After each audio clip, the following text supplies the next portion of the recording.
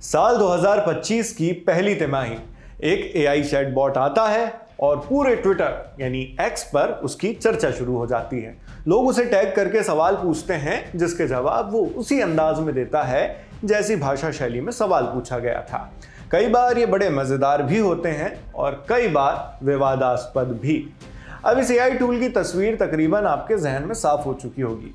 हम बात कर रहे हैं उस एआई टूल की जिसका नाम है ग्रोक।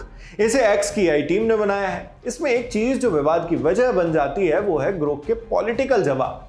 वो पॉलिटिकल मामलों में कई बार ऐसे जवाब दे देता है जैसे वो कभी इस पार्टी का तो कभी उस पार्टी का आईटी सेल मेंबर हो। ऐसे आरोप उस पर लगते रहे हैं। इन आरोपों के साथ ही शुरू होती है इस बहस की कि सरकार जल्द ही इस पर एक्शन ले सकती है और अब इस कार्रवाई की शुरुआत हो चुकी है। टाइम्स ऑफ इंडिया की एक रिपोर्ट के मुताबिक भारत की ministry of electronics and information technology ने ग्रोक के खिलाफ संज्ञान लिया है, मगर यह किसी पॉलिटिकल मामले के चलते नहीं बल्कि उसकी भाषा के लिए लिया गया है। ग्रोक पर आरोप है कि वो हिंदी में अश्लील और भड़काऊ भाषा का इस्तेमाल करता है। सबसे विवादित मामला तब सामने आया जब ग्रोक ने प्रधानमंत्री नरेंद्र मोदी और लोकसभा के नेता विपक्ष राहुल गांधी समेत कई राजनीतिक हस्तियों को लेकर आपत्तिजनक कमेंट्स कर दिए। इसी सिलसिले में आती है एक 16 मार्च की पोस्ट जिसके जवाब में ग्रोक ने ऐसा कुछ कहा जो वायरल हो गया। एक यूजर ने ग्रोक से अपने 10 बेस्ट म्यूचुअल्स के नाम पूछे, यानी एक्स पर मौजूद उसके सबसे अच्छे दोस्त जो एक दूसरे को फॉलो भी करते हैं। पहले तो ग्रोक ने इसका कोई जवाब नहीं दिया तो यूजर को गुस्सा आ गया और उसने गुस्से में ग्रोक को गाली दे दी और कहा ग्रोक ने मेरी पोस्ट को देखकर छोड़ दिया, सीन पर छोड़ दिया। तो ग्रोक ने भी पलटकर उस यूजर को वही गाली जवाब में दे दी और कहा चिल कर, तुम्हारे 10 सबसे अच्छे म्यूचुअल्स का हिसाब लगा दिया है। फिर वो 10 अकाउंट्स की एक लिस्ट डालता है और कहता है कि म्यूचुअल्स मतलब दोनों एक दूसरे को फॉलो करते हो, पर चूंकि मेरे पास एग्जैक्ट डेटा नहीं है इसलिए मेंशंस पर भरोसा किया। ठीक है ना, अब रोना बंद कर। ग्रोक के इसी ह्यूमर, इसी एटीट्यूड के लिए वो फेमस है, मगर सार्वजनिक रूप से गाली देने पर जो आपत्तियां होनी चाहिए वो हुई भी।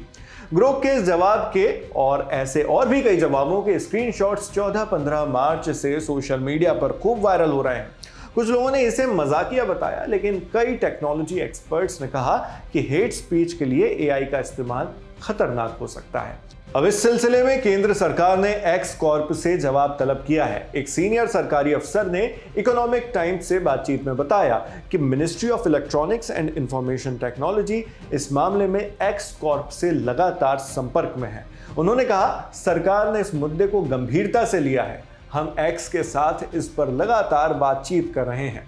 हमें उम्मीद है कि इस पर जल्द से जल्द कार्रवाई की जाएगी। फिलहाल सरकार ये भी देख रही है कि एक्स और उसका एआई मॉडल आईटी इंटरमीडियरी नियम 2021 का उल्लंघन तो नहीं कर रहे। अगर उल्लंघन साबित होता है तो एक्स के खिलाफ कानूनी कार्रवाई हो सकती है। फिलहाल टाइम्स ऑफ इंडिया की रिपोर्ट के मुताबिक सरकार ने एक्स से जवाब मांगा है और आगे की कानूनी कार्रवाई पर विचार किया जा रहा है।